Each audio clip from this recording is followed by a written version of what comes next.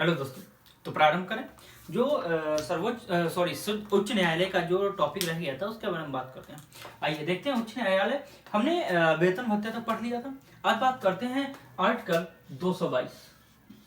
Article 222 में क्या कहता है? आर्टिकल 222 में कहता है कि जो राष्ट्रपति है, राष्ट्रपति भारत के मुख्य न्यायाधीश से, सीजीआई ऑफ इंडिया भारत के मुख्य न्यायाधीश से परामर्श के पश्चात किसी एक हाई कोर्ट का न्यायाधीश को दूसरे हाई कोर्ट में क्या कर सकता है? ट्रांसफर कर सकता है। कुछ समझ में आया?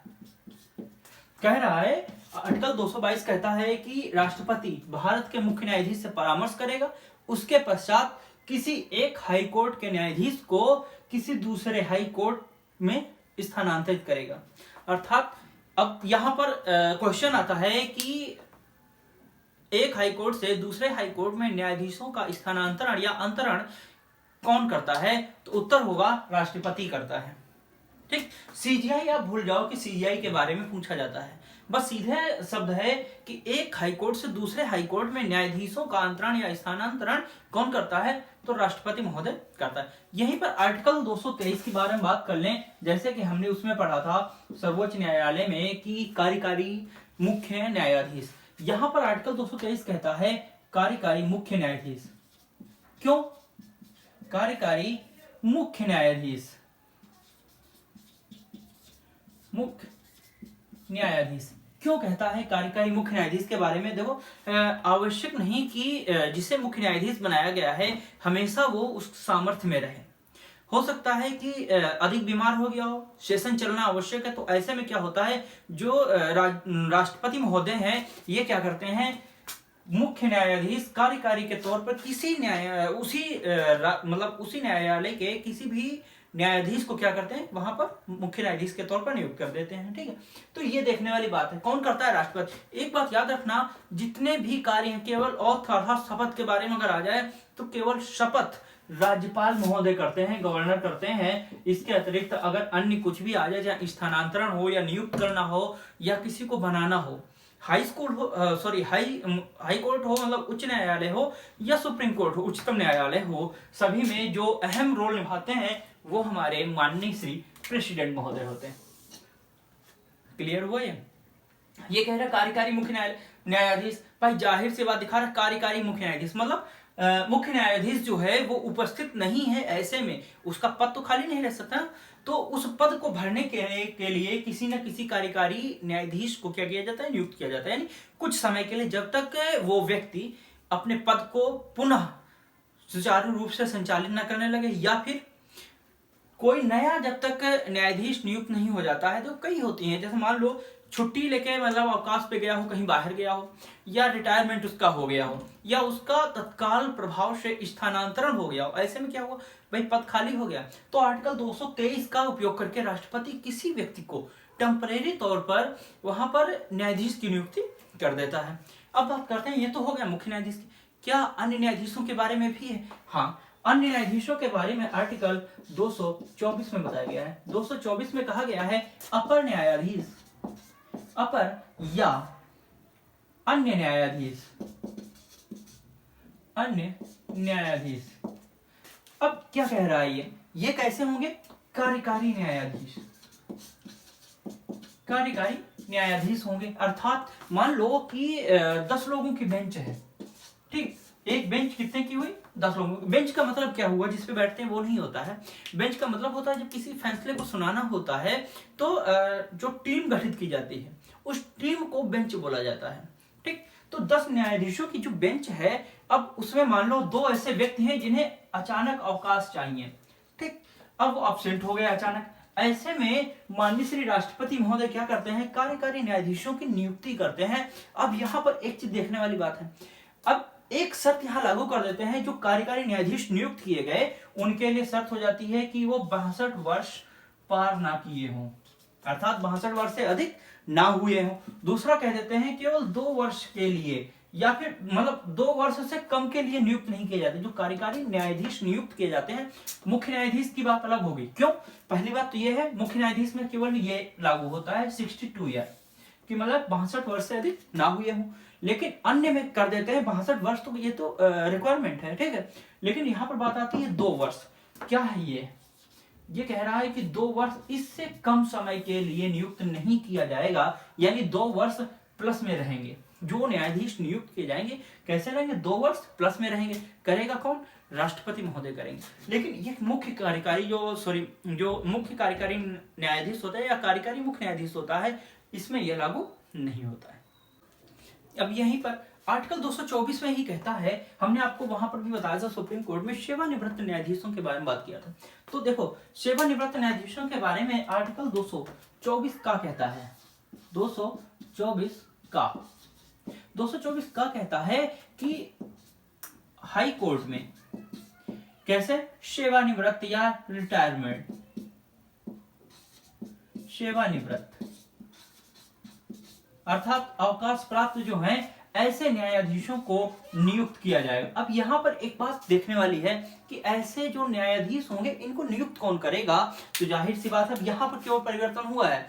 अब उस परिवर्तन को देखो, इन व्यक्तियों को नियुक्त करेंगे वो chief justice of high court, अर्थात उस उच्च न्यायालय के मुख्य न्यायाधीश सेवानिवृत्त न्यायाधीशों को नियुक्त करेंगे। का देखो अब यहाँ पर क्यों नियुक्त करेंगे, क्या कारण है? वही चीज है, पहली बात होती है कोरम। हमने आपको क्या बताया था? कोरम पूर्ति के बिना, जब तक कोरम पूरा नहीं होगा, चाहे वो कोई सदन हो या न्यायाधीश हो या फिर जब तक बेंच कोई बेंच जो गठित की गई है उसके समस्त न्यायाधीश जब तक उपस्थित नहीं होंगे तब तक कार्यवाही नहीं की जाएगी। इन्हीं कारणों से यहाँ पर भी कार्यकारी न्यायाधीश लाए जाते हैं या फिर सेवानिवृत्त न्यायाधीशों की नियुक्ति की जाती है। इनके लिए भी यही कहा गया है कि इन्हें भी मतलब इनमें ये क्राइटेरिया नहीं है। जाहिर सी बात है जो सेवानिवृत्त हुए हैं वो तो 62 पार हो गए होंगे ना। अब यहाँ पर एक चीज समझने वाली बात है कि इन्हें कब तक के लिए लागू किया जाएगा ये निर्धारित नहीं है, ठीक। अब बात आती है क्या सीजे को जो है मतलब चीफ जस्टिस है जो हाई कोर्ट का, उसे पूर्णतः अधिकार है? जी नहीं, इसके लिए इनको परमिशन लेना होगा। और परमिशन कौन देगा? परमिशन प्रेसिडेंट देंगे। समझ में आया कुछ? जो परमिशन दिया जाएगा वो प्रेसिडेंट के माध्यम से दिया जाएगा, और जब परमिशन ये दे देंगे तब ये ऐसे व्यक्तियों को क्या करेंगे? नियुक्त करेंगे।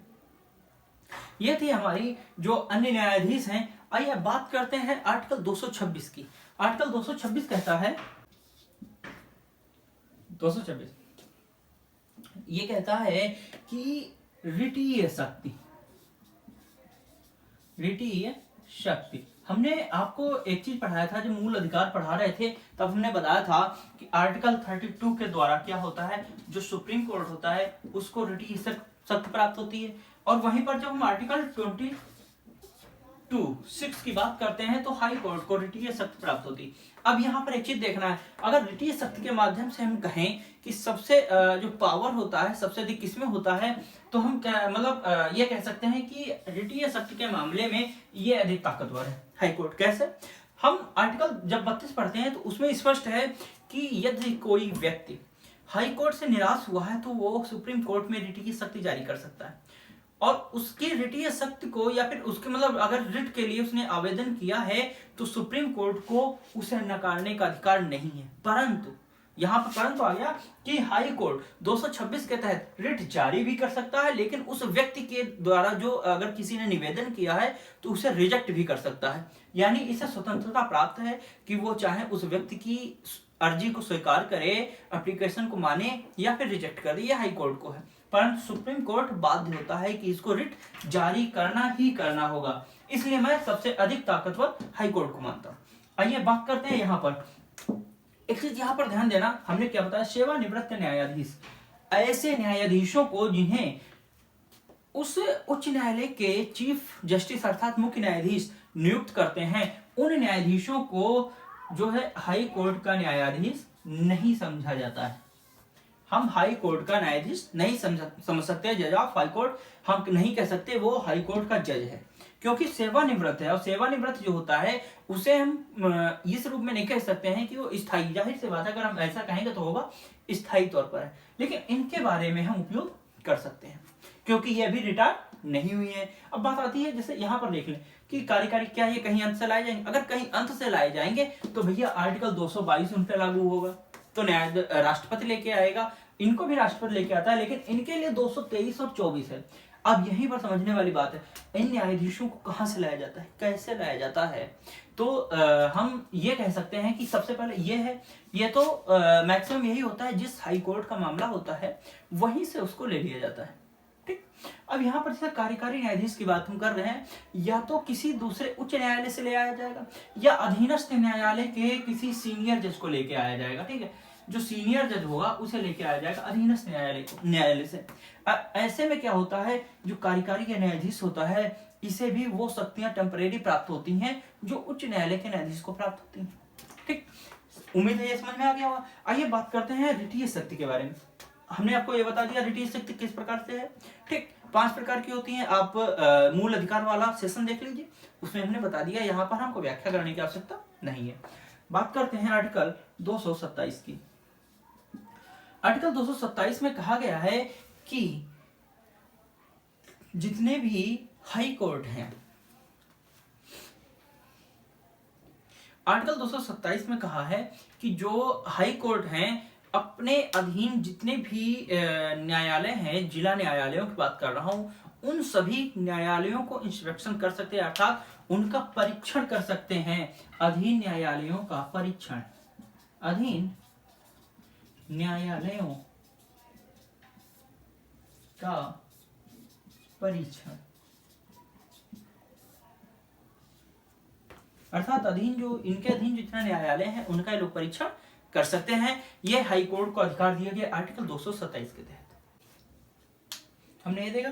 अब यहीं पर एक चीज है, हमने आपको क्या बताया कि जो है हाई कोर्ट है, ठीक, हाई कोर्ट क्या करते हैं, जो अपने अधीनस्थ न्यायालय होते हैं उन न्यायालयों का क्या करते हैं, परीक्षण करते हैं। अब यहीं पर मान लो कोई जिला न्यायालय है, ठीक है, कोई जिला न्यायालय है, तो जो जिला न्यायालय है तो उनमें कुछ मामले जैसे लंबित हों, ठीक है, उन मामलों को क्या करता है जो हाई कोर्ट होता है अपने में स्थानांतरित कर लेता है। ये किस आर्टिकल के तहत है, जब किसी जिला न्यायालय के किन्हीं मामलों को हाई कोर्ट अपने यहाँ स्थानांतरित करता है, उन मामलों को यह आर्टिकल 228 के तहत करता है। अर्थात 228 के तहत हाई कोर्ट को अधिकार होता है कि वो जिला से जो मामले हैं उनको अपने यहाँ स्थानांतरित कर ले। समझ में आया होगा, ठीक है। आइए, ये जो था आपका एक हिसाब से क्लियर हो गया। अब बात करते हैं इनमें, देखो हम देखते हैं कि बहुत विभिन्न प्रकार के अधिकारियों के बारे में बात होती है, ठीक। जाहिर सी बात है, कोई भी आयोग या कोई भी कमीशन या फिर कोई भी जो निमित्त या कुछ भी जो गठित किया जाता है संगठन, ऑर्गेनाइजेशन, ठीक है, बिना अधिकारियों के नहीं होता है। तो जो अधिकारी हैं उनके बारे में आर्टिकल 229 में बताया गया है। कार्यकर्ता, कर्ता या फिर सेवक। अब सेवक या कार्यकर्ता की बात आ गई। हम अभी तक न्यायाधीश की बात कर रहे थे, क्या ये न्यायाधीश नहीं होते? जी हाँ, ये न्यायाधीश नहीं होते हैं। इनकी नियुक्ति जो स्टेट में पीसीएस होता है, ठीक है, उनके माध्यम से किया जाता है।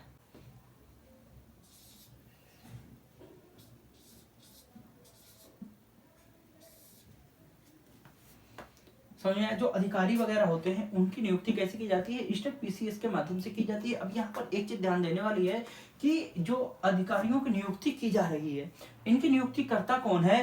तो याद रखना, इसके लिए chief justice of high court की सहमति आवश्यक होती है। अर्थात chief justice of high court करता है।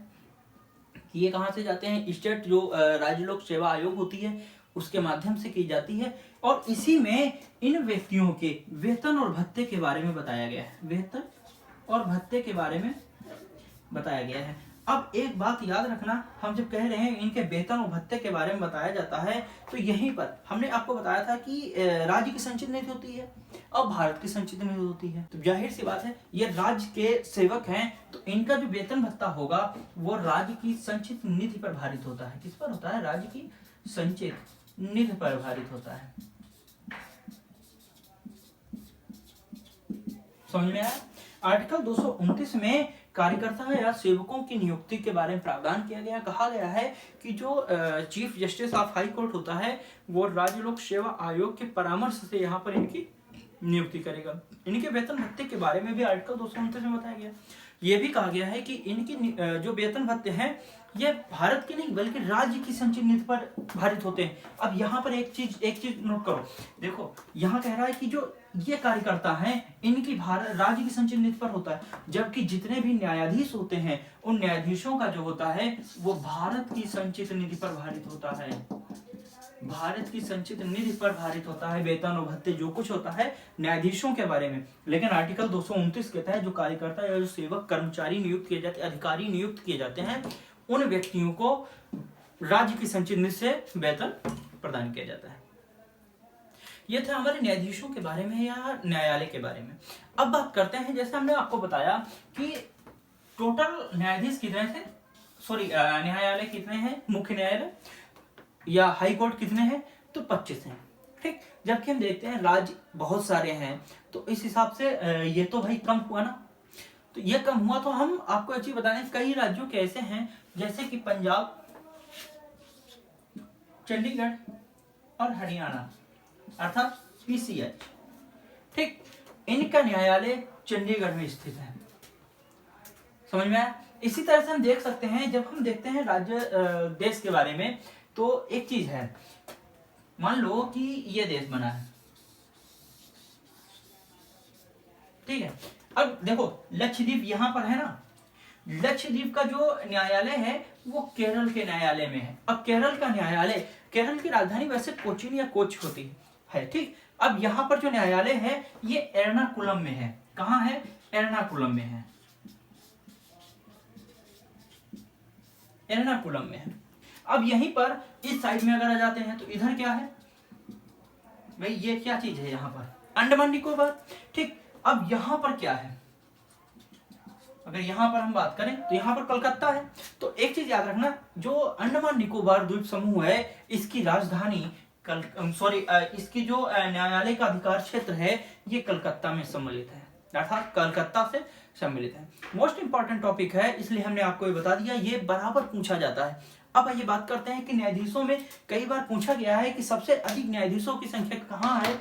वर्तमान में यूपीपी का आरओ, एआरओ और UPP Uttar Pradesh police constable का, उत्तर प्रदेश एसआई का चल रहा है, असिस्टेंट एसआई का फॉर्म आया है, एग्जाम आने वाला है।